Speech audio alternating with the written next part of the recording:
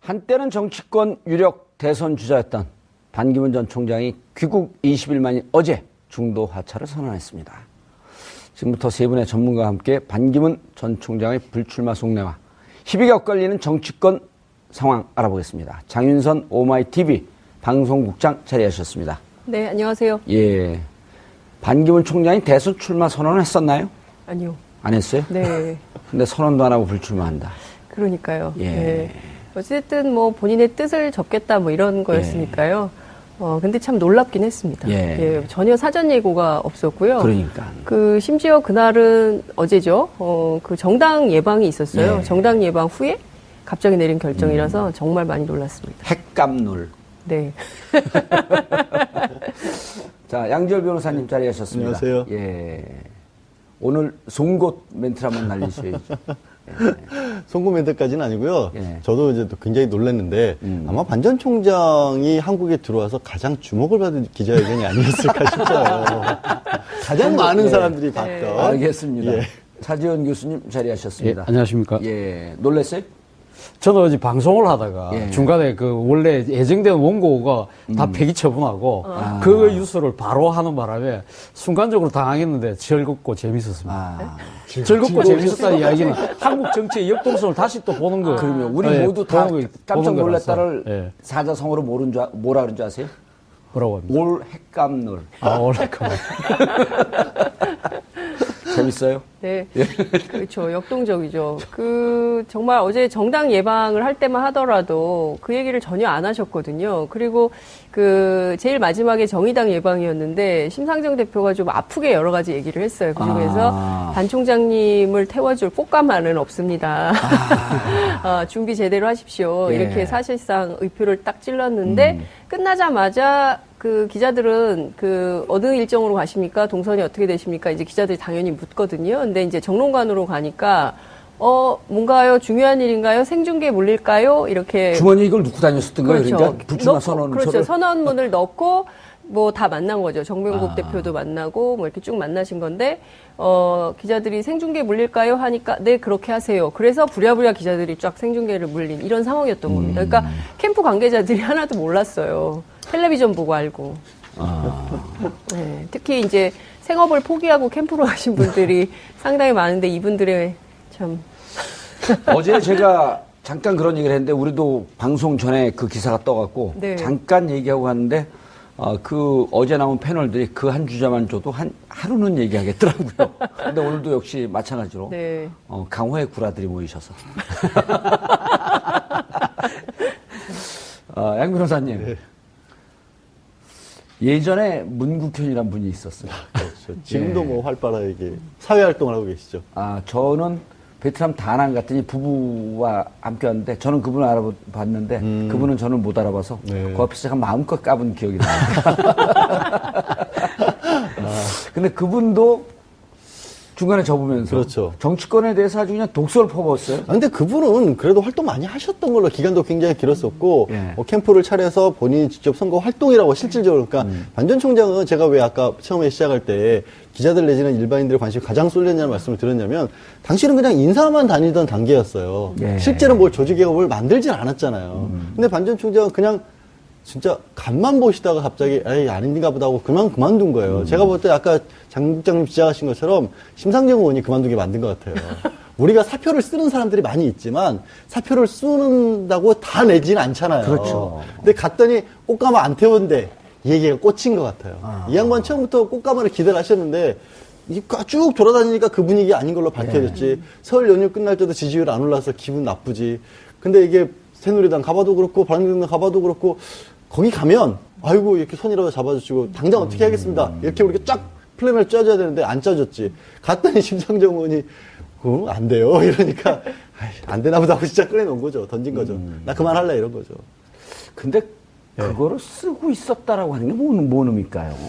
아까 제가 말씀드린 건 그거예요. 진짜로 자신은 비장이 가고 내지는 오늘 가서 보고 만나보고 최후의 결단을 내릴지 말지를 선택을 한 건데 예. 결정타를 날린 거죠. 그 고민에. 예. 근데 차 교수님 마지막 그 기자회견은 멋있었어요. 그러니까 이런 거 아니에요. 우리가 이제 하는 게 아주 비장하게 나의 불출마를 아무에게도 알리지 마라. 기자회견 아무한테도 안 알리고 간 거예요. 그렇죠. 미리 사전 예고를 안 했기 때문에 제가 예. 어제 앞서 말씀했지만 방송을 하다가 중간에 물렸는데 딱 방송 카메라가 딱 들어가는 보니까 발표하고 떠나는 뒷모습이 첫 화면이었거든요. 예. 그래서 방송국에서도 도대체 무슨 얘기를 한지를 몰라가지고 좀 잠시 우왕좌왕할 정도였으니까 거기에 대해서 아무런 미리 노티스도 안 하고 그렇게 아주 전격적으로 선언을 했는데 말이죠. 근데 어제 아침에 그 국민일보에 아주 의미 있는 기사가 하나 실렸어요. 예. 그러니까 자신의 측근이라고 하는 김숙 전 유엔 대사가 이야기를 했는데 뭐라고 이야기를 했냐면 반기문 전 총장이 독자 세력화를 하겠다. 예. 독자 세력화를 해서 이 새누리당 내에 탈당을 고민하고 있는 충청권 의원들을 모아가지고 바깥에서 정치 세력화, 정치 교사체 같은 걸 만들어서 그래서 바른정당과의 연대 정도를 통해서 거기서 뭐 유승민, 남경필 도지사하고 경선을 하는 그런 플랜을 해서 거기서 예를 들면 반 전 총장이 이기면 그러니까 보수를 우뚝 서고 그걸 기치로 해가지고 제3지대에 있는 안철수 국민의당 대표를 비롯한 그 통합 경선을 해서 이 비문 세력의 주자로 떠오르는 그런 그 시나리오가 보도가 됐었거든요. 그 시나리오를 들고 어제 정병국 바른정당의 대표를 만났지 않습니까? 근데 예. 정병국 바른정당 대표가 자기도 뉴스 봤을 거 아닙니까? 예. 바로 그 자리에서 뭐라고 이야기했냐면 우리는 당대당 통합은 없다. 당신이 들어오려면 들어오시오. 이래 이야기를 하니까 아마 이 나름대로는 완전 플랜 B로 완전 지금 이 가슴 속에 이거 지금 아니 사태가 플랜 B가 어디 있어요? 가는 플랜 B지. 아니 우리 아까 양지열 변호사 말씀하셨잖아요. 예. 그러니까 각 정당들의 반응을 보고 예. 최종적으로 결심하자. 그 공교롭게도 어제 그 기사의 소스가 김숙 전 대사거든요. 그럼 김숙 전 대사는 이렇게 언론에 흘려놓고 그리고 바른정당과 새누리당을 가지 않습니까? 나름대로 전략적 판단을 한 거네요. 그렇죠, 그렇죠. 그래서 나름대로 한번 이렇게 다져보고 난 뒤에 문제는 한 번 보통 우리 정치하는 사람들은 한 번 두드려보고 안 되면 또 두 번 두드리고 세 번 두드려야 되는데 이분 한 번 딱 두드려보고 아니다. 야, 접자. 김숙 대사 우리 접어야 되겠다. 예. 그러면서 바로 접으신 것 같아요. 저는 정치하면서 이게 길인지 아닌지 36년째 두들겨 보고 있어요. 천상정신이지. 아니 그런데 네. 아니 죄송합니다. 저는 반기문 총장 얘기하면 자꾸 웃음이 나와갖고 그 개그 프로에 대통령이라는 프로가 있거든요. 네. 꼭 그거보다도 더 재밌어요. 요새는 드라마나 오락 프로보다 뉴스가 훨씬 재밌으니까요. 그리고 이 뉴스 3개월 리얼 동안 버라이티. 대한민국 국민들의 정치 의식은 네. 한 300년 발전된 것 같아요. 그렇죠. 300년? 우리 그렇죠. 그 장 기자님도 정치의 신처럼 보여요. 이제. 네? 정신. 혹시 저를 정신 차리세요. 도깨비라고 생각하시는 거 아니죠? 그런데 네. 아니 왜 그만뒀대요?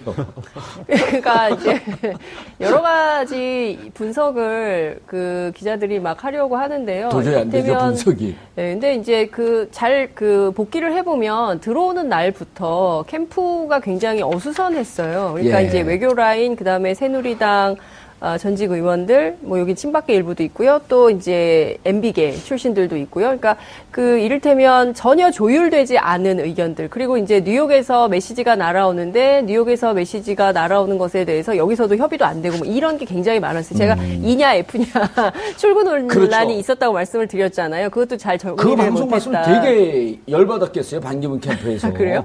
아니 근데 그거는 사실이니까 뭐 제가 말씀을 아니, 드리는 그래도 별로 것이고요. 중요하지 않은 사실인데 그걸 갖고 마치 결단력이 없는 사람 이것처럼 그것 아니, 때문에 그만둔 것 같아. 제가 아니 보기에는. 뭐 하나를 보면 열을 아는 거죠. 예. 그러니까 이제 그것부터 시작해서 이를테면 뭘 사소한 거를 하나 결정하더라도 매듭이 잘 지어지지가 않고 끊임없이 캠프 안에 자중질환 논쟁이 굉장히 많았다는 것이고요. 예. 막판까지도 이를테면 뭐 일종의 이제 외교 쪽, 그 다음에 정당 쪽 간의 갈등은 굉장히 심각했다 이런 얘기를 들었고요. 또 계속 다른 갈등이 있었다는 거예요, 내부에? 그렇죠. 끊임없이 계속 갈등이 있었던 것이고요. 이제 반 총장이 그런 걸 잘 정리를 못하는 것이고 여기 그 메시지 가운데 뭐 정치인들이 이기적이고 우물한 개구리고 뭐 이런 것들이 사실은 캠프에 있는 정치인들에 대한 비판이라고 볼 수 있는 거거든요. 아, 다른 정치인이 아니고 사실상 그렇죠. 같이 예. 일하면서 이러저러한 것들을 겪었는데 뭐 결정하거나 어떤 일을 추진할 때 그러니까 반기문 총장을 생각하기보다는 자신의 정치를 먼저 생각하는 모습이 보였으니까 그런 섭섭함을 토로한 것이 아닌가 예. 이런 분석도 가능한 것이고요. 정당을 선택하는 문제 어느 당으로 갈 거냐 뭐 독자 출마를 한다면 그 정도의 준비가 되어 있어야 되는데 실질적으로는 준비가 전혀 안 돼 있는 상황에서 그게 가능하겠냐 이것도 있고요. 또 다른 한 축에서는 뭐, 측근 비리, 그러니까 뭐, 동생, 그리고 조카와 네. 관련된 여러 그 형사 사건들이 제기가 됐는데. 그 출마 자격이 되냐 안 되냐 그렇죠. 이런 문제까지. 그리고 그 문제와 관련해서 결정적으로 검찰 내부에 뭔가 있었던 것은 아니냐. 여기까지 지금 취재가 되고 있습니다. 아하, 검찰 내부에 더 큰 게 있는데 네. 그 터지기 전에. 네. 예. 일종의 딜이 있었던 거 아니냐. 어허. 이런 얘기도 나옵니다. 양 변호사님, 저는 그 기사를 보고 이 양반이 레이스 끝까지 못 갈 것이다 확신한 게 사모님께서 이런 얘기를 했어요. 그게 기사로 나왔습니다. 출마하려면 이혼하고 출마하시오. 이거는요. 그 사모님은 집안 사정을 알고 있거든요. 또 이분의 그 성정도 제일 잘 알고 같은 있죠. 거, 예. 그래서 나가선 안 되는 상황이다. 이런 걸 극단적으로 얘기했단 말이에요. 그럴 수도 있을 것 같아요. 근데 그게 우리 집사람은요. 예. 정치 안 할 거면 이혼하라 그래요. 안 할 거면 예, 안 할 거면. 아는 거죠. 아는 거죠. 말릴 수가 없다라는 그렇죠. 거를. 예, 계속 어차피 젖어 있으니까 말릴 수가 없는 거죠. 정치에 젖어 있으니까. 정치를 모르셨던 거죠. 전혀 몰랐죠. 정치를 네. 전혀 모르셨고, 근데 아마 말씀하신 건 반전 총장의 사모님은 정확하게 아셨던 것 같은 게 다른 것보다도 저는 들어와서 몇 가지 어떤 사안들 같은 걸 일으켰잖아요. 예. 뭐 해프닝처럼 보이는데 별거 아닌 걸로 저도 다시 말씀드리는 게 흠잡고자 하는 게 이게 이분의 캐릭터가 어떤 캐릭터인지를 알려주는 사건들 지하철에 10,000원짜리 2개 꽂아놓고 이런 거 있잖아요. 그것도 그렇고 저는 악수할 때 모습을 보니까 악수를 이렇게 하세요. 나한테 서서? 딱 이렇게 하세요. 예우를 받는 게 너무 몸에 밴 거예요. 그건 정치인의 쥐약인데. 그러니까 예. 완전 급해야 되잖아요. 속이야 어떻든지. 우린 간에. 선거 때 무릎이 닦아져요. 교다녀갖고. 그러니까 그렇게 해야 되는데 예. 뭐냐 외교부에 잘 세팅된 데에 얼굴 마담으로 대사로 서요. 예. 그다음에 노무현 전 대통령에 의해서 참여정부에서 딱 해줘서 유엔 사무총장 덜컥 사무총장한테, 앉아요. 예. 세계의 대통령을 딱 각 잡고 다녀요. 그런데 여기 왔더니 그거 한순간에 허물어진 거잖아요. 아무도 대우도 안 해줘 심지어 고향 것들이 이게 어제 보니까 노에 있어요, 분노. 분노와 소름이 있는 거예요. 소름이 내가 이거를 하려고 10년을 고생했는지 모르겠으나 하여튼 10년을 바라고 왔는데 이게 뭐야 이런 게 보이는 거예요. 예. 그 증상이 어떤 데서 나타나냐면요. 대기업 임원들 법조계에서 고위직 있다가 옷 벗고 나오는 나오시는 분들 변호사죠. 있잖아요. 예. 다 그 얼굴이에요. 안 돼요 그런 거. 그렇군요. 차 교수님. 예. 인내는 쓰다. 그러나 그 열매는 달다. 이 예. 대통령이거든요. 그렇죠. 그 대통령이라는 열매가 얼마나 달겠어요. 조금만 예. 더 기다리시지. 아니, 그러니까 권력에 대한 욕심은 상당히 갖고 계셨던 건 사실인 것 같아요. 예. 근데 문제는 그 권력을 쟁취하는 데까지 그 힘든 고난에 예. 대해서 제대로 몰랐던 거죠. 남들이 하는 걸 보니까 저 정도 쉽게 따먹네? 이런 생각을 하셨던 것 같아요. 근데 가장 근본적인 문제는 뭐냐. 반기문 전 총장이 한국 사회, 한국 현실에 대한 진정한 자기 고민이 없었던 거죠. 그 자기 철학이 없는 거예요. 그렇기 때문에 본인이 지금 이제 한국이 갖고 있는 여러 가지 복잡한 문제들에 대해서 자기 나름대로 뭔가 해법과 이 비전을 보여줘야 되는데 그런 게 전혀 없었다는 거죠. 그냥 젊은이들 만나서 젊을 때 고생은 스스로 할 수 있다. 그런 식으로 툭툭 던진다든지 이런 한국의 현실에 대해서 너무 몰랐던 거예요. 예. 그러니까 또 단적인 예로 또 보면 한국의 지금 이제 언론 환경도 자신이 외교부 장관 할 때하고 완전히 180도 달라졌습니다. 예. 지금 이제 IT가 개발되면서 다 수많은 매체들이 있지 않습니까? 전 국민이 기자예요. 전 국민이 기자죠. 근데 외교부는 특히 지금도 상당히 폐쇄적인 기자실을 운영을 하고 있거든요. 그렇기 때문에 외교부 장관은 오퍼를 걸면 무조건 다 들어줘요. 왜? 그것이 국가 안보, 국익하고 도움이 된다고는 그런 핑계 하에서 기자들이 다 담합을 하는 거죠. 그런 상황에서 자기가 한마디 하면 자기는 마음대로 언론을 자주우지할 수 있다는 생각을 했던 거죠. 예. 근데 막상 다쳐보니까 한국 사회가 그만큼 변해 있다는 걸 몰랐던 거죠. 그러다 보니까 여러 가지 실수들이 되고 그런 것들이 왜 옛날에는 내가 한마디만 하면 기자들이 알아서 다 써주고 좀 보완도 해주고 그랬는데 이제는 조그만 것도 침소봉대한다 생각을 하는 거예요. 그러니까. 나를 이렇게 대접할 아니, 수 있나? 언론 환경 지적한 건 아주 예리하신데. 송곳은 여기다 하라 그랬더니 거기다 하세요. 예. 그건 지금 진짜. 그래서 예. 어제 반기문 전 총장이 어제 집에 들어가면 또 기자들하고 만났습니다. 그럼 뭐라고 이야기하죠? 기자들한테? 이번에 보니까 언론은 무관의 저항이더라. 그런 이야기를 했는데 마지막에 한마디 딱 걸었어요. 그 재앙이라는 단어는 근데 부정적으로 쓰인다. 그런 이야기를 했어요. 본인은 그러니까 이 언론에 대해서 이번에 사실 자신이 낭만하는 과정에 있어서도 언론의 탓. 언론의 탓 이런 식으로 또 남한테 또 돌리는 거죠. 예. 근데 저는 그 언론과 관련해서 그리고 여기 언론이네. 예. 언론 탓을 이제 공교롭게도 반 총장을 그 공경에 빠뜨린 매체가 저희 회사예요. 오마이뉴스 기자들이 질문을 던진 것에 대해서 막 욕설을 하시고 막 이제 이렇게 나쁜 놈들. 예. 우리 기자가 방송에서 이런 얘기하면 안 돼요. 되는데. 그 기사를 읽었을 뿐이에요. 저는 그러니까요. 오마이뉴스 기자가 던진 질문에 대해서 이제 반 총장이 이렇게 그런 화답을 나쁜 하신 X. 건데요. 이게 문제는 언론 탓을 끊임없이 해요. 근데 그 언론은 질문할 권리가 있는 거고요. 기자 개인이 궁금해서 물어보는 것보다도 주변에서 나오는 수많은 국민들이 궁금해하는 것을 대신 묻는 측면도 있는 거거든요. 아니, 그러니까 기자가 쓰는 네. 펜은, 네. 기자가 하는 그 마이크는 네. 국민의 눈이고 국민의 그렇죠. 입안이에요. 예. 물론 이제 뭐 그걸 논조라는 것도 언론이라고 있고. 객관화시켜 이거를 국민의 눈과 국민의 입을 대변해서 하는 건데. 아니 그러니까요. 제가 드리고 싶은 얘기는 그런 질문을 할 권리가 있는 것이고 그 질문에 공인은 답변할 의무가 있는 건데 그 자체를 문제를 삼았다는 건 굉장히 충격적인 것이고요. 예. 그리고 또 하나는 이제 언론도 언론이지만 언론이 계속 그런 사소한 문제 제기를 한다고 반 총장은 생각할 수 있지만 또 다른 측면에서는 큰 틀에서의 어떤 담론이 없었어요. 그러니까 왜 내가 대통령을 해야 되는가에 대한 설명. 이를테면 그게 없으니까 자꾸 예. 주변 그 곁까지만 그렇죠. 물어보게 되는 이를테면 거죠. 그러니까 자꾸 애비양 뭐 이런 걸 쓰게 되는 거예요. 아. 왜냐하면 예컨대 큰 담론을 내가 이런 대안을 가지고 정치 교체 이런 방향으로 하려고 한다. 그리고 진보적 보수주의, 보수적 진보주의라는 것은 이런 개념이다. 그리고 내가 지향하는 그러니까 정권 교체의 내용은 이런 거다라는 예. 비전을 보여줬으면 아마 그런 방향으로 기사가 갔을 거예요. 근데 그런 내용은 전혀 없고 계속 사소한 실수들을 했고 그러니까 그 실수가 계속 확대 재생산되는 문제가 있었던 예. 거니까 그 자체로 언론 탓만 할 문제는 그러네. 아니다. 이런 생각이 좀 듭니다. 오늘 또 계속 송곳 멘트들이 나오네. 그래요? 제가 이제 그 양 변호사님 다른 패널들 이렇게 나오시면 이런 얘기 하거든요. 다른 종편에서 이렇게 보면은 영혼 없는 말들을 그냥 이렇게 하는데 그런 거 하시면 여기 나오시면 안 됩니다. 근데 정말 우리 방송 내용이 좋다는, 패널들이 좋아서 내용이 좋다는 평가가 진짜 많아요. 우리 당직자가 얼마 전에 만났더니 품격시대 보고 그날 시사를 정리합니다. 그래요. 당직자가 아주 유능한 당직자인데, 계보도 또 정봉주 계보예요. 네. 개파 정치하시면 안 된다니까요. 아니, 근데 저절로 줄 수는 어쩔 수가 없어요. 자발적 지원? 그렇죠. 이거 예. 개파가 아니죠. 그런데, 예를 들어서 반 총장이 저는 지금 장 기자님 말씀이 무척 의미 있는 얘기라고 생각하는데, 들어왔어요, 공항에. 어떤 정치 할 겁니까? 그러면 나중에 생각해보죠. 이게 아니고, 제가 대통령이 되면 한반도 평화의 꽃이 핍니다. 무슨 평화의 꽃이 피죠? 북한 핵을 포기할 수 있는 절대절명의 비책이 있습니다.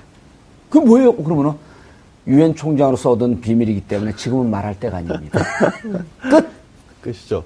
그리고 내내 다니면서 그리고 어제 그 불출마 선언에도요. 그래서 국민들에게 어떻다라는 멘트는 없어요. 얘기가 없어요. 물론 미안하다는 얘기를 하는데 사실 내가 물러나게 된 계기가 결국은 사실은 국민 진짜 그렇죠. 국민 예. 탓을 하는 거예요, 오히려. 예. 정치인들 탓을 하고 다른 사람들 탓을 하는 거죠.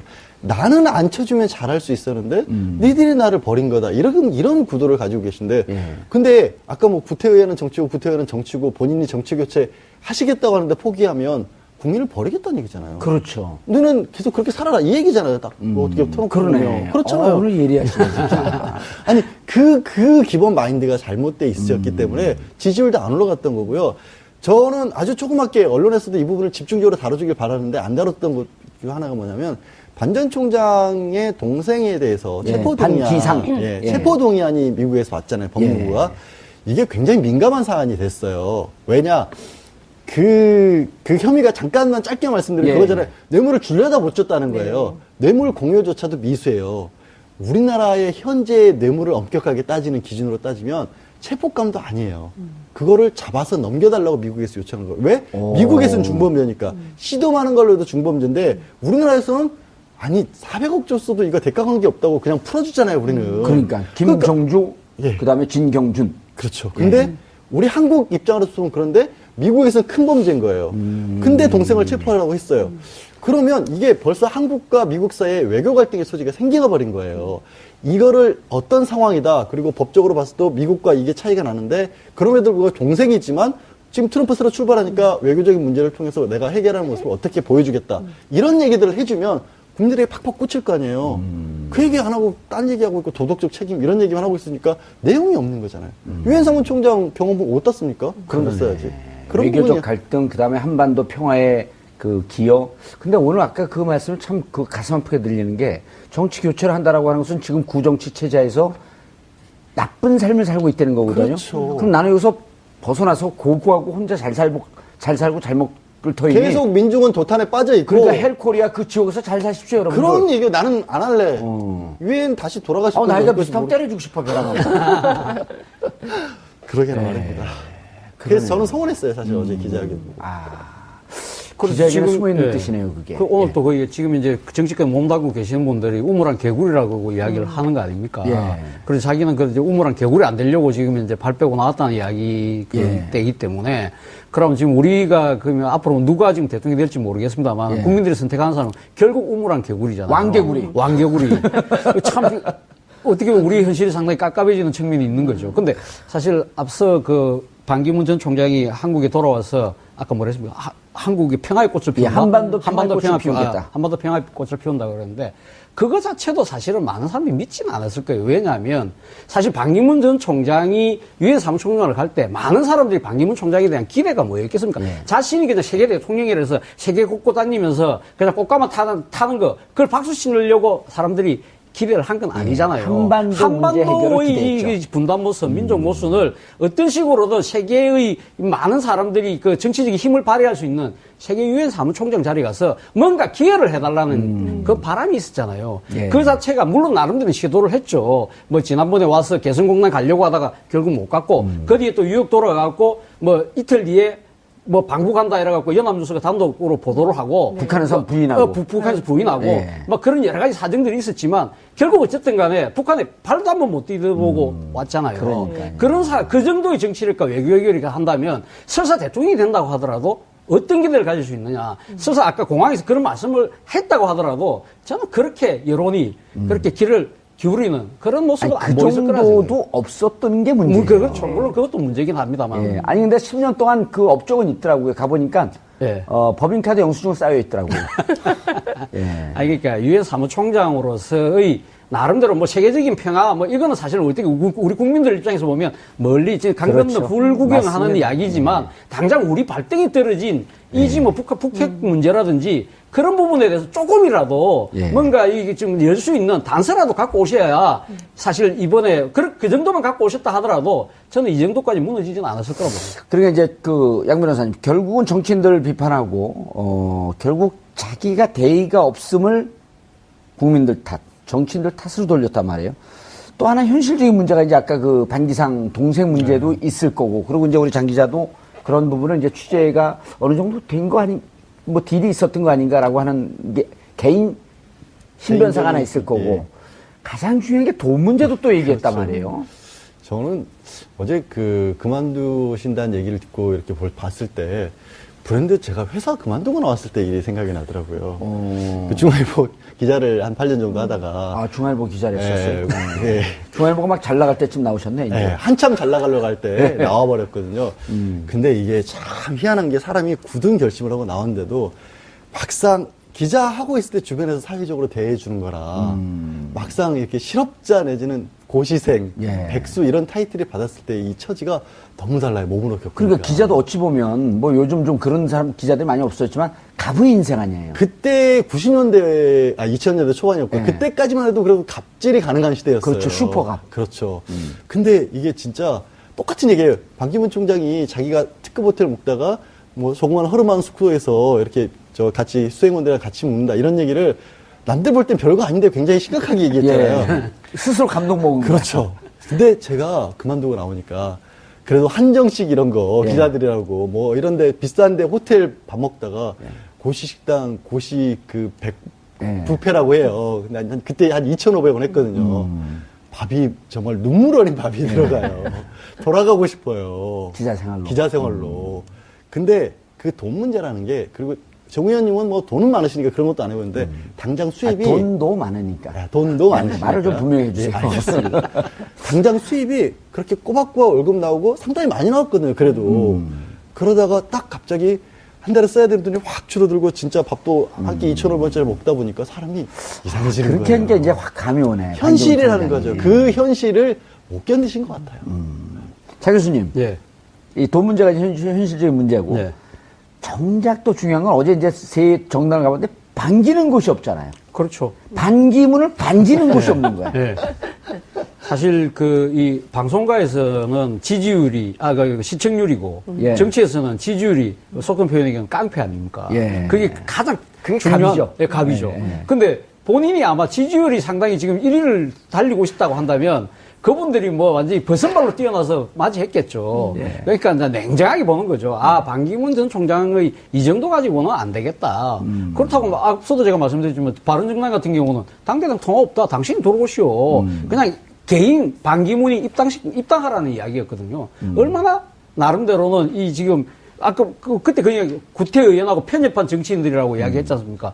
바로 그런 사람들이 자기가 봤을 때는 그전에는 유엔 사무총장으로 있을 때는 숱한 대한민국의 정치인들이 미국을 가면 던졌죠. 반드시 그 뉴욕을 가서 반기문 전 총장과 당시 사진을 찍어 와야만 미국을 갔다 온 게 되는 거지 않습니까? 그러니까 자기 그 바쁜 시간에도 자기가 언제든지 시간을 내줘서 사진 찍어주고 언제든지 이 배경이 돼줬는데 이렇게 지지율 조금 떨어졌다고 아주 완전히 무너진 것도 아닌데 배신당했다. 배신당했다 생각을 하는 거죠. 인간적인 굴욕감을 느끼는 거죠. 근데 사실 반기문 전 총장이 이런 식으로 낙마할 거다. 벌써부터 예측한 사람이 있었죠. 다 했잖아요, 다. 그 사실 저작권은 지금 안철수 그 국민의당 대표가 갖고 있는 게 아니라 이해찬 의원이 갖고 있어요. 이해찬 의원이 작년 6월 달에 왜 뉴욕 가서 반기문 전 당시 총장을 만나느냐 안 만나느냐 이야기를 지금 못 만나고 왔잖아요. 아니, 안 만난 겁니다. 안 만난 거죠. 왜냐하면 예. 그거를 이해찬 총리는 제가 이해찬 총리가 가깝잖아요. 예. 이해찬 총리 전 의원은 비공개로 만나자 그랬어요. 그 반기문 총장이 이해찬 야권의 핵심 인물이니까 언론을 동반해서 공개적으로 만나자 그랬어요. 그렇죠. 그러니까 그래서 이해찬 총리가 자신에게 노한 거죠. 주어졌던 친노들에 대한 배신감 뭐 이런 이미지를 불식시키려고 일종의 정치 이벤트를 만들려고 그렇죠. 했던 거 이벤트를 아닙니까? 만들려고 그렇죠. 했죠. 그때 당시 이해찬 의원이 지금 의원이시니까 의원이 뭐라고 이야기했냐면 정치는 돌다리가 없어도 물에 빠져서라도 건너가는데 외교관들은 돌다리를 두드려 보고 안 건너간대요. 그렇게 딱 정확하게 이야기했거든요. 야. 이게 딱 맞아 떨어진 거예요. 그러니까 정말 해안이 있으신 분 같아요. 돌다리가 없으면 물을 물에 빠져서 물에 젖어서라도 건너가는 게 정치인인데 외교관들은 돌다리에서 두드려보고 안전하는 거 알면서도 안 건너간다는 거예요. 근데 정치인을 너무 좀 잘못 표현했다. 물을 건너면서 가면서 이분 계속 살아갖고 나는 이렇게 고행의 길을 걸으니 국민들을 위해서 돌다리를 놓아라 그러면서 가는 거예요. 맞네요. 예. 근데 제일 이제 정확한 설이요. 욱 해서 했다는 거예요. 네. 욱해갖고. 아니, 근데 여러 번 욱했죠. 웬만한 정치인들, 정치하셔서 아시지만, 예. 기자들한테 욕 안 해요. 욕 안 해요. 저는 기자들이 다 질문 끝났습니다. 가면 또 잡아요. 더 질문 좀 하라고. 근데 질문 안 받는 거는 유도 아니고, 거기다가 욕까지 하고, 그리고 이제 굉장히 거친 표현들이 많이 나왔거든요. 그리고 이제 무엇보다 촛불 집회가 변질됐다. 내가 나가보진 않았지만. 뭐 이런 얘기를 했단 말이에요. 그러니까 나가보지도 않고 촛불 집회가 변질됐다. 이런 얘기를 재밌어. 어떻게 할 수 있나에 대해서 기자들이 의문을 갖고 또 추가 질문을 하려고 이제 질문 안 받는다. 그리고 화내거든요. 그러니까 이제 앞서 말씀하신 대로 한국적 현실에 대해서는 전혀 모르는 상황에서 이해가 안 되는 거죠. 이 기자들이 왜 자꾸 이런 질문만 하는 거지? 그러니까 자신을 좀 이렇게 추앙하고 유엔 사무총장으로 대접하지 않고 자꾸 이제 본인이 판단하기에는 주변부적인 질문만 한다. 이제 이렇게 판단을 하는 건데 사드 문제나 이런 거는 굉장히 중요한 안보 사안이기 때문에 그럼요. 분명한 입장을 들어야 되는 위안부 겁니다. 중요하죠. 위안부 문제도 중요하죠. 정치 입장이 보수냐 진보냐 중요하죠. 그렇습니다. 근데 그런 질문을 다 막는 것은 준비가 너무 안 돼 있었던 거다. 뭐 이렇게 볼 수가 있는 것이고요. 욱했다라기보다는 저는 사모님의 역할이 굉장히 컸던 것 같아요. 그러니까 어제 이도훈 대변인이 무슨 얘기를 했냐면 다 이해하는데. 네, 네. 다이? 어쨌든 접는데. 네, 불출마 선언을 드라마랑 다이가 하는데. 똑같아요. 네, 불출마 선언을 하는데, 이제 그 사모님의 역할이 굉장히 컸다, 이런 얘기들이 나오는 게, 왜냐하면 캠프 관계자 그 누구하고도 협의하지 않았는데, 한밤에, 사모님과는 상의한 걸로 알고 있다라고 캠프 대변인이 이야기를 합니다. 근데 그 첫날 그 공항에 입국할 때부터 계속 다니는 동선마다 부인께서 표정이 굉장히 안 좋으셨어요.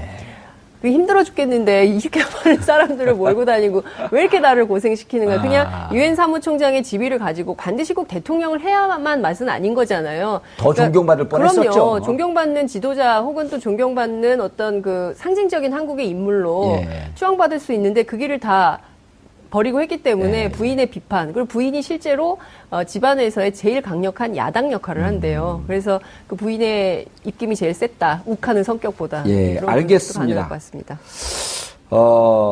우리가 반기문 총장 얘기는 한 10분 하고, 그 다음에 다른 후보들 지지율 얘기를 하려고 했는데 반기문 총장 얘기는 일종의 우리가 우물한 개구리 드니까 샘 같아요. 계속 파도 물이 나와. 하수분 같이. 자, 이 지지율이 어디로 올라갑니까? 지지율이 어제 이제 바로 뭐 리얼미터에서 JTBC 의뢰를 해가지고 실시간으로도 했었고 그리고 중앙일보 쪽에서 같이 아마 이렇게 여론조사 결과도 나왔고 그랬는데 당연히 처음에 나가는 걸로는 이게 예상대로 황교안 이제 현재 권한대행에 많이 쏠릴 수밖에 없고 또 많이 간 게 이제 유승민 의원에게도 좀 갔고요. 생각보다 안철수 의원에게는 전 대표에게는 별로 안 갔던 것 같아요. 그리고 저는 어제 JTBC 보도 중에 눈길이 띄었던 게 이제 국민들이 보기에 이 반기문 전 총장이 사퇴함으로써 영향을 많이 받을 것 같은, 그러니까 이익이 될 것 같은 사람 2위로 문재인 전 대표를 꼽더라고요. 그러니까요. 그러니까 저는 그 의미가 문재인 전 대표가 지지를 받는다 그런 의미로 보이지가 않고 반기문 전 총장을 지지했던 쪽에서 위기감을 느끼는 거죠. 이걸로 인해서 문재인 전 대표가 득볼 것이다. 라는 식의 분석들, 반론, 반감 이런 것들이 또 생길 수도 있을 것 같아서 아마 문 전 대표 진영에서는 이거를 별로 반길 것 같지는 않아요. 오히려. 반기문의 사퇴를 왜냐하면 반길 것 같지 않다.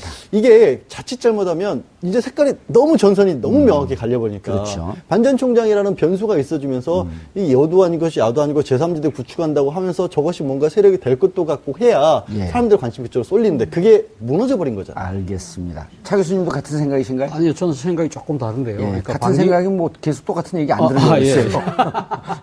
문재인 전 대표 입장에서는 사실 뭐 지금 대세론을 굳힐 수 있는 절호의 찬스는 맞습니다. 30% 마에 30%를 넘어갔거든요. 넘어갔는데 문제는 지금 그 한교안 지금 대통령 권한대행이 지금 이제 놓을 가능성이 점점 커지고 있는 상황이기 때문에 어떻게 보면 그 문재인 전 대표 입장에서는 상당히 회피할 수 있는 상황이죠. 사실 어떻게 보면. 그러면 지금 바른정당에서 가면 후보를 또 안 낼 수가 없잖아요. 그러면 지금 유승민 의원하고 그럼 한교안 그 대통령 권한대행이 만약에 다 같이 출마를 한다. 지금 뭐 만약에 그 조기 대선이 될 경우는 탄핵이 인용될 거 아니에요. 탄핵이 인용되는 순간 한교안 만약 대통령 권한대행은 어떻게 이야기를 하면서 출마를 하겠습니까? 이것은 헌법재판소가 잘못했다는 식으로 이야기를 하면서 아마 비판을 하면서 대선 도전선을 할 가능성이 높다고 본다고 한다면 이 유승민 의원 같은 경우는 당연히 이 탄핵을 인용한 부분은 찬성하는 입장을 가지게 될 거 아닙니까? 그러면 보수가 분열되기 때문에 그 문재인 전 대표 입장에서는 보수가 마지막에 단일화할 가능성도 많이 낮아지니까 상당히 회피한 상황일 수 있죠. 그런데 저는 누구를 지금 주시하고 있느냐면 안희정 충남지사입니다.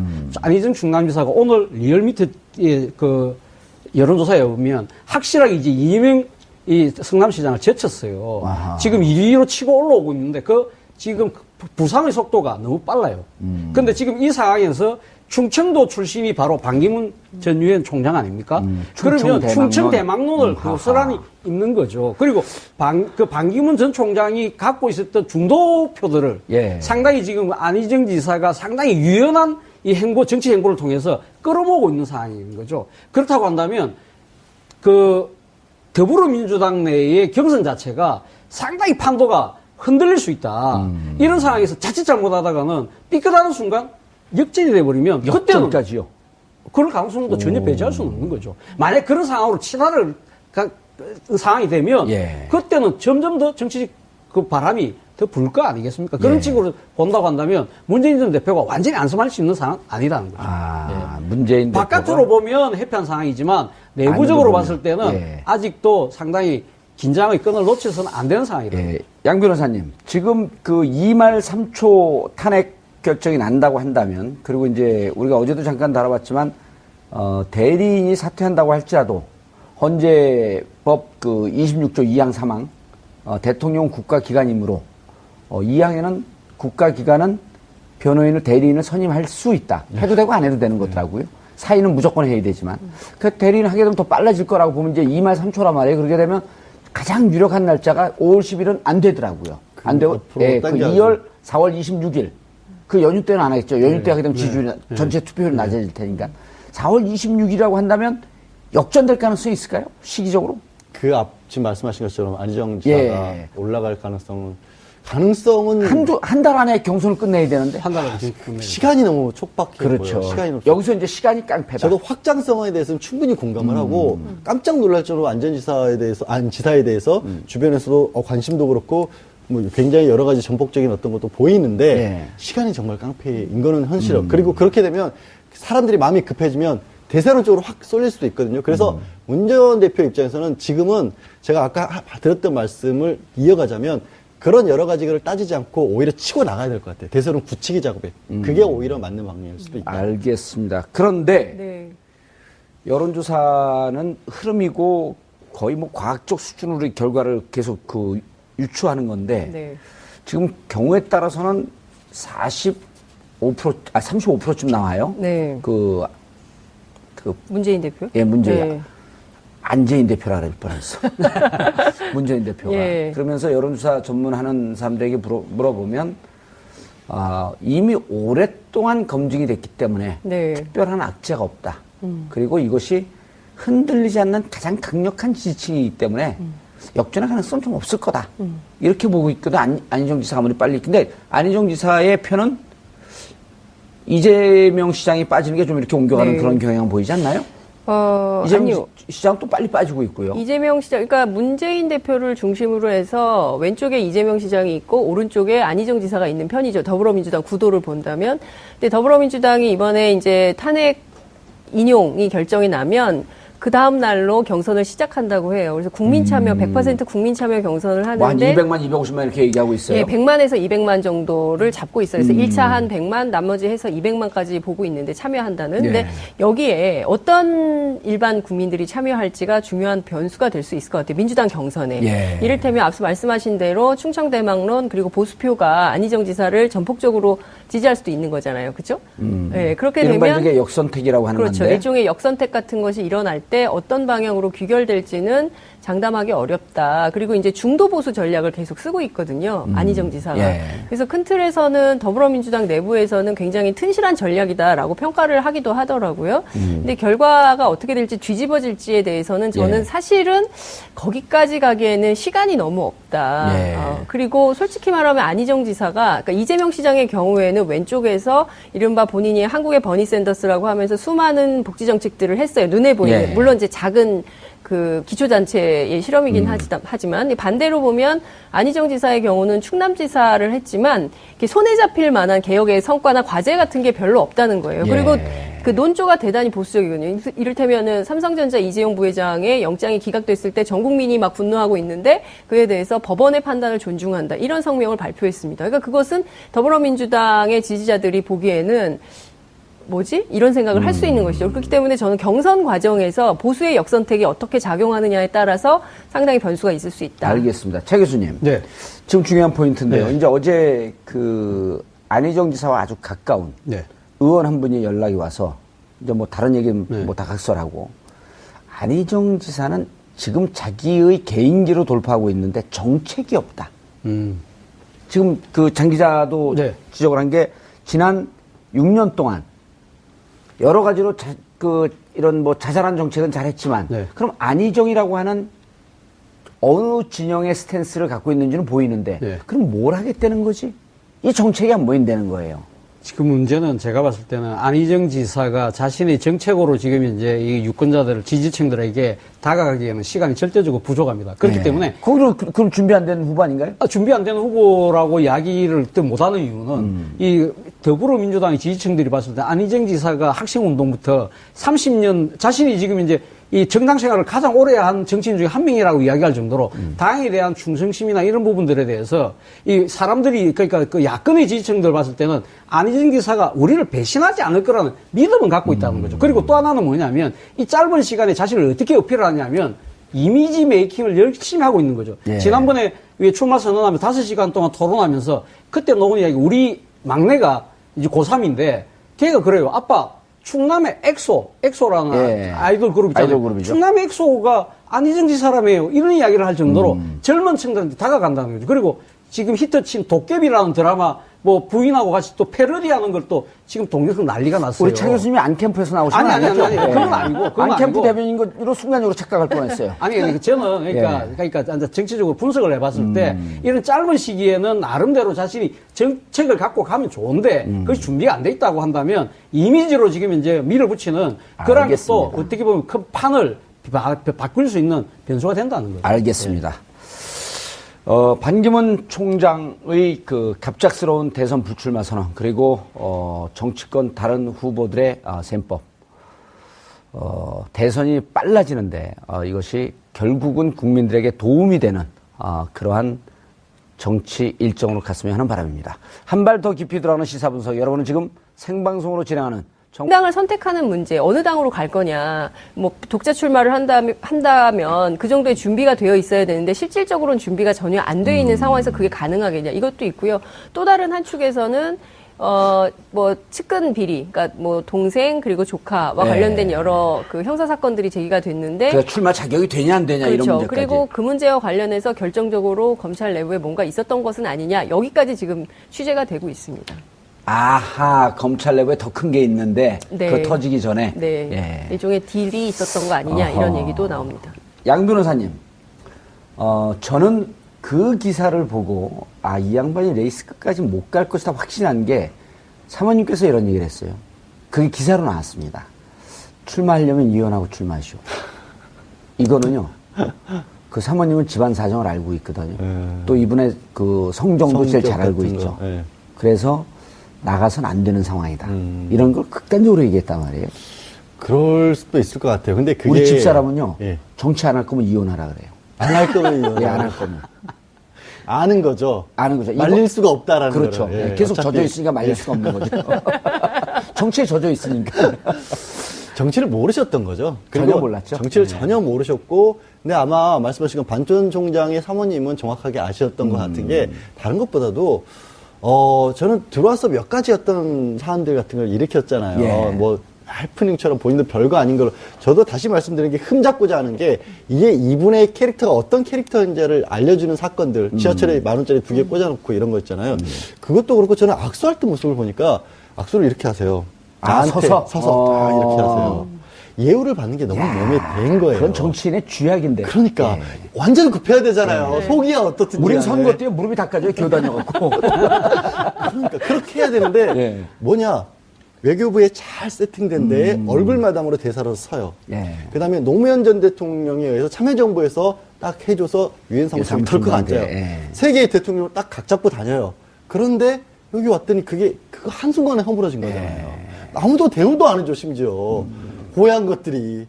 이게 어제 보니까 노에 있어요, 분노. 분노와 소름이 있는 거예요, 소름이. 내가 이거를 하려고 10년을 고생했는지 모르겠으나 하여튼 10년을 바라고 왔는데 이게 뭐야? 이런 게 보이는 거예요. 예. 그 증상이 어떤 데서 나타나냐면요. 대기업 임원들, 법조계에서 고위직 있다가 옷 벗고 나오는 나오시는 분들 변호사죠. 있잖아요. 예. 다 그 얼굴이에요. 안 돼요, 그런 거. 그렇군요. 차 교수님. 예. 인내는 쓰다. 그러나 그 열매는 달다. 이 대통령이거든요. 그렇죠. 그 대통령이라는 열매가 얼마나 달겠어요. 조금만 더 기다리시지. 아니, 그러니까 권력에 대한 욕심은 상당히 갖고 계셨던 건 사실인 것 같아요. 예. 근데 문제는 그 권력을 쟁취하는 데까지 그 힘든 고난에 예. 대해서 제대로 몰랐던 거죠. 남들이 하는 걸 보니까 저 정도 쉽게 따먹네? 이런 생각을 하셨던 것 같아요. 근데 가장 근본적인 문제는 뭐냐? 반기문 전 총장이 한국 사회, 한국 현실에 대한 진정한 자기 고민이 없었던 거죠. 그 자기 철학이 없는 거예요. 그렇기 때문에 본인이 지금 이제 한국이 갖고 있는 여러 가지 도로시오 이런 이야기를 하니까 아마 이 나름대로는 완전 플랜 B로 완전 지금 이 가슴 속에 이거 지금 아니 사태가 플랜 B가 어디 있어요? 가는 플랜 B지. 아니 그 우리 아까 양지열 변호사 말씀하셨잖아요. 예. 그러니까 각 정당들의 반응을 보고 예. 최종적으로 결심하자. 그 공교롭게도 어제 그 기사의 소스가 김숙 전 대사거든요. 그럼 김숙 전 대사는 이렇게 언론에 흘려놓고 그리고 바른정당과 새누리당을 가지 않습니까? 나름대로 전략적 판단을 한 거네요. 그렇죠, 그렇죠. 그래서 나름대로 한번 이렇게 다져보고 난 뒤에 문제는 한 번 보통 우리 정치하는 사람들은 한 번 두드려보고 안 되면 또 두 번 두드리고 세 번 두드려야 되는데 이분 한 번 딱 두드려보고 아니다. 야, 접자. 김숙 대사 우리 접어야 되겠다. 예. 그러면서 바로 접으신 것 같아요. 저는 정치하면서 이게 길인지 아닌지 36년째 두들겨 보고 있어요. 천상정신이죠. 아니 그런데 네. 아니 죄송합니다. 저는 반기문 총장 얘기하면 자꾸 웃음이 나와갖고 그 개그 프로에 대통령이라는 프로가 있거든요. 네. 꼭 그거보다도 더 재밌어요. 요새는 드라마나 오락 프로보다 뉴스가 훨씬 재밌으니까요. 그리고 이 뉴스 3개월 리얼 동안 버라이티. 대한민국 국민들의 정치 의식은 네. 한 300년 발전된 것 같아요. 그렇죠. 300년? 우리 그렇죠. 그 장 기자님도 정치의 신처럼 보여요. 이제. 네? 정신. 혹시 저를 정신 차리세요. 도깨비라고 생각하시는 거 아니죠? 그런데 네. 아니 왜 그만뒀대요? 그러니까 이제 여러 가지 분석을 그 기자들이 막 하려고 하는데요. 도저히 안 되죠, 이를테면 분석이. 네, 근데 이제 복귀를 해보면 들어오는 날부터 캠프가 굉장히 어수선했어요. 그러니까 예. 이제 외교 라인, 그 다음에 새누리당, 전직 의원들, 뭐 여기 친박계 일부도 있고요. 또 이제 MB계 출신들도 있고요. 그러니까 그 이를테면 전혀 조율되지 않은 의견들. 그리고 이제 뉴욕에서 메시지가 날아오는데 뉴욕에서 메시지가 날아오는 것에 대해서 여기서도 협의도 안 되고 뭐 이런 게 굉장히 많았어요. 제가 E냐 F냐 출구 논란이 그렇죠. 있었다고 말씀을 드렸잖아요. 그것도 잘 그 정리를 방송 못했다. 말씀 되게 열받았겠어요. 반기문 캠프에서. 아, 그래요?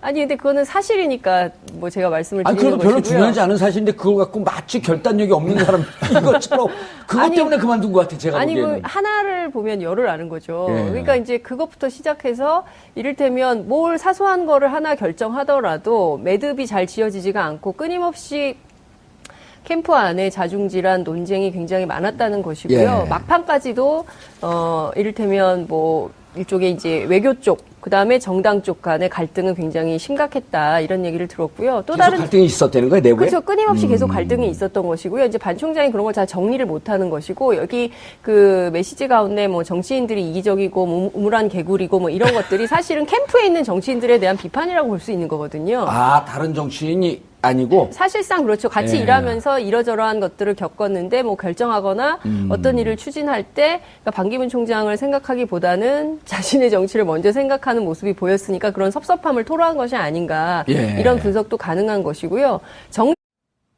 한때는 정치권 유력 대선 주자였던 반기문 전 총장이 귀국 20일 만인 어제 중도 하차를 선언했습니다. 지금부터 세 분의 전문가와 함께 반기문 전 총장의 불출마 속내와 희비가 엇갈리는 정치권 상황 알아보겠습니다. 장윤선 오마이TV 방송국장 자리하셨습니다. 네, 안녕하세요. 예, 반기문 총장이 대선 출마 선언을 했었나요? 아니요. 안 했어요? 네. 근데 선언도 안 하고 불출마한다. 그러니까요. 예. 네. 어쨌든 뭐 본인의 뜻을 적겠다 뭐 이런 거였으니까요. 근데 참 놀랍긴 했습니다. 예. 전혀 사전 예고가 없었고요. 그러니까. 심지어 그날은 어제죠. 그 정당 예방이 있었어요. 예. 정당 예방 후에 갑자기 내린 결정이라서 정말 많이 놀랐습니다. 핵감놀. 네. 자, 양지열 변호사님 자리하셨습니다. 안녕하세요. 예. 오늘 송곳 멘트를 한번 날리셔야죠. 송구 멘트까지는 아니고요. 예. 저도 이제 또 굉장히 놀랐는데 아마 반 전 총장이 한국에 들어와서 가장 주목을 받은 기자회견이 아니었을까 싶어요. 가장 많은 사람들이 봤던. 알겠습니다. 예. 차지원 교수님 자리하셨습니다. 안녕하십니까. 예. 놀랐어요? 저도 어제 방송을 하다가 예. 중간에 그 원래 예정된 원고가 다 폐기 처분하고 그 뉴스를 바로 하는 바람에 순간적으로 당황했는데 즐겁고 재밌었습니다. 아. 즐겁고 재밌었다는 이야기는 한국 정치의 역동성을 다시 또 보는 거. 그러면 우리 예, 모두 다 보는 거- 깜짝 보는 거라서. 놀랐다를 예. 사자성어로 뭐라 그런 줄 아세요? 뭐라고 합니다. 올 핵감놀. 올해까지. 재밌어요? 네. 그렇죠. 역동적이죠. 정말 어제 정당 예방을 할 때만 하더라도 그 얘기를 전혀 안 하셨거든요. 그리고 제일 마지막에 정의당 예방이었는데 심상정 대표가 좀 아프게 여러 가지 얘기를 했어요. 그 중에서 반 총장님을 태워줄 꽃가마는 없습니다. 준비 제대로 하십시오. 예. 이렇게 사실상 의표를 딱 찔렀는데 끝나자마자 기자들은 어느 일정으로 가십니까? 동선이 어떻게 되십니까? 이제 기자들이 당연히 묻거든요. 근데 이제 정론관으로 가니까, 뭔가요? 중요한 일인가요? 생중계 물릴까요? 이렇게. 주머니에 이걸 넣고 다녔었던 거예요? 그렇죠. 그러니까 불출마 선언서를. 그렇죠. 선언문을 넣고, 뭐 다 만난 거죠. 정병국 아. 대표도 만나고, 뭐 이렇게 쭉 만나신 건데, 기자들이 생중계 물릴까요? 하니까, 네, 그렇게 하세요. 그래서 부랴부랴 기자들이 쫙 생중계를 물린 이런 상황이었던 겁니다. 그러니까 캠프 관계자들이 하나도 몰랐어요. 텔레비전 보고 알고. 네, 특히 이제 생업을 포기하고 캠프로 가신 분들이 상당히 많은데 이분들의 참. 어제 제가 잠깐 그런 얘기를 했는데 우리도 방송 전에 그 기사가 떠갖고 네. 잠깐 얘기하고 갔는데 어제 나온 패널들이 그 한 주자만 줘도 하루는 얘기하겠더라고요. 근데 오늘도 역시 마찬가지로 네. 강호의 구라들이 모이셔서. 양 변호사님. 네. 예전에 문국현이란 분이 있었어요. 그렇죠. 지금도 뭐 활발하게 사회 활동을 하고 계시죠. 저는 베트남 다낭 갔더니 부부와 함께 왔는데 저는 그분을 알아봤는데 그분은 저는 못 알아봐서 네. 그 앞에서 제가 마음껏 까본 기억이 나요.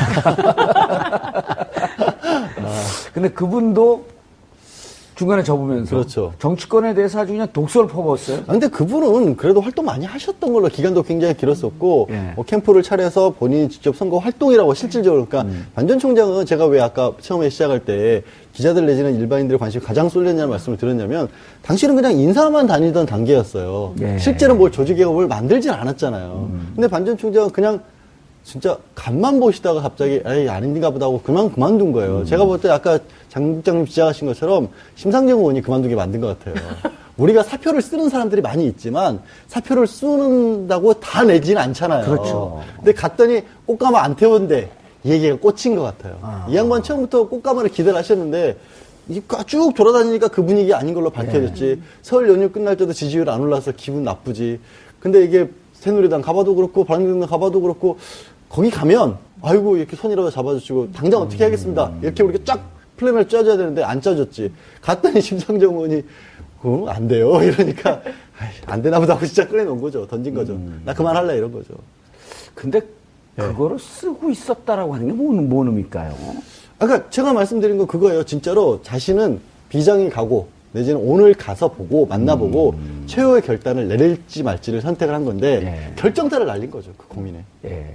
근데 차 교수님 마지막 그 기자회견은 멋있었어요.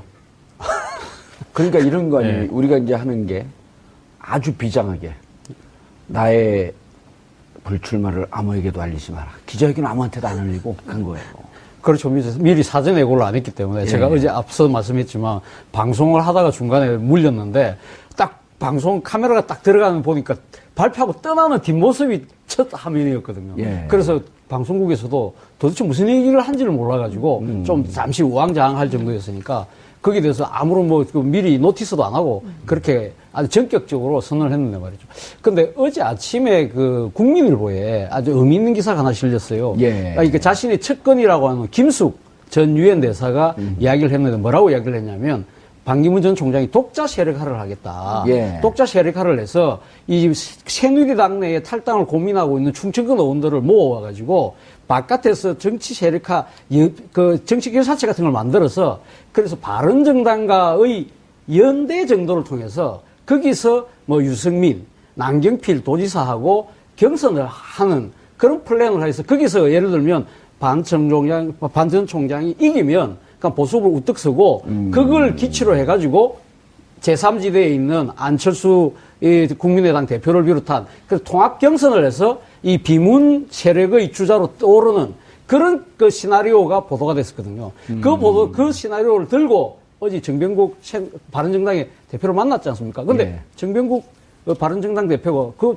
자기도 뉴스 봤을 거 아닙니까? 예. 바로 그 자리에서 뭐라고 이야기했냐면 우리는 당대당 통합은 없다. 당신이 들어오려면 까지 복잡한 문제들에 대해서 자기 나름대로 뭔가 해법과 이 비전을 보여줘야 되는데 그런 게 전혀 없었다는 거죠. 그냥 젊은이들 만나서 젊을 때 고생은 사서로 할 수 있다. 그런 식으로 툭툭 던진다든지 이런 한국의 현실에 대해서 너무 몰랐던 거예요. 예. 그러니까 또 이제 단적인 예로 또 보면 한국의 지금 이제 그 언론 환경도 자신이 외교부 장관 할 때하고 완전히 180도 달라졌습니다. 예. 지금 이제 IT가 개발되면서 다 그 수많은 매체들이 있지 않습니까? 전 국민이 기자예요. 전 국민이 기자죠. 근데 외교부는 특히 지금도 상당히 폐쇄적인 기자실을 운영을 하고 있거든요. 그렇기 때문에 외교부 장관은 오퍼를 걸면 무조건 다 들어줘요. 왜? 그것이 국가 안보, 국익하고 도움이 된다고는 그런 핑계 하에서 기자들이 다 담합을 하는 거죠. 그런 상황에서 자기가 한마디 하면 자기는 마음대로 언론을 자주우지할 수 있다는 생각을 했던 거죠. 예. 근데 막상 다쳐보니까 한국 사회가 그만큼 변해 있다는 걸 몰랐던 거죠. 그러다 보니까 여러 가지 실수들이 되고 그런 것들이 왜 옛날에는 내가 한마디만 하면 기자들이 알아서 다 써주고 좀 보완도 해주고 그랬는데 이제는 조그만 것도 침소봉대한다 생각을 하는 거예요. 그러니까. 나를 이렇게 대접할 아니, 수 있나? 언론 환경 지적한 건 아주 예리하신데 송곳은 여기다 하라 그랬더니 거기다 하세요. 예. 그건 진짜 그래서 예. 어제 반기문 전 총장이 어제 집에 들어가면 또 기자들하고 만났습니다. 그럼 뭐라고 이야기하십니까 기자들한테? 이번에 보니까 언론은 무관의 재앙이더라. 그런 이야기를 했는데 마지막에 한마디 딱 걸었어요. 그 재앙이라는 단어는 근데 부정적으로 쓰인다. 그런 이야기를 했어요. 본인은 그러니까 이 언론에 대해서 이번에 사실 자신이 낭만한 과정에 있어서도 언론의 탓. 언론의 탓 이런 식으로 또 남한테 또 돌리는 거죠. 예. 근데 저는 그 언론과 관련해서 그리고 여기 언론이네. 예. 언론 탓을 이제 공교롭게도 반 총장을 그 공경에 빠뜨린 매체가 저희 회사예요. 오마이뉴스 기자들이 질문을 던진 것에 대해서 막 욕설을 하시고 막 이제 이렇게 나쁜 놈들. 예. 우리 기자가 방송에서 이런 얘기하면 안 돼요. 되는데. 그 기사를 읽었을 뿐이에요. 저는 그러니까요. 오마이뉴스 기자가 던진 질문에 대해서 이제 반 총장이 이렇게 그런 화답을 나쁜 하신 X. 건데요. 이게 문제는 언론 탓을 끊임없이 해요. 근데 그 언론은 질문할 권리가 있는 거고요. 기자 개인이 궁금해서 물어보는 것보다도 주변에서 나오는 수많은 국민들이 궁금해하는 것을 대신 묻는 측면도 있는 거거든요. 아니 그러니까 기자가 쓰는 네. 펜은 네. 기자가 하는 그 마이크는 네. 국민의 눈이고 국민의 그렇죠. 입안이에요. 예. 물론 이제 뭐 그걸 논조라는 것도 언론이라고 있고 객관화시켜 이거를 국민의 눈과 국민의 입을 대변해서 하는 건데. 아니 그러니까요. 제가 드리고 싶은 얘기는 그런 질문을 할 권리가 있는 것이고 그 질문에 공인은 답변할 의무가 있는 건데 그 자체를 문제를 삼았다는 건 굉장히 충격적인 것이고요. 네. 그리고 또 하나는 이제 언론도 언론이지만 언론이 계속 그런 사소한 문제 제기를 한다고 반 총장은 생각할 수 있지만 또 다른 측면에서는 큰 틀에서의 어떤 담론이 없었어요. 그러니까 왜 내가 대통령을 해야 되는가에 대한 설명. 이를테면 그게 없으니까 자꾸 예. 주변 그 곁까지만 그렇죠. 물어보게 되는 이를테면 거죠. 그러니까 자꾸 애비양 뭐 이런 걸 쓰게 되는 거예요. 아. 왜냐하면 예컨대 큰 담론을 내가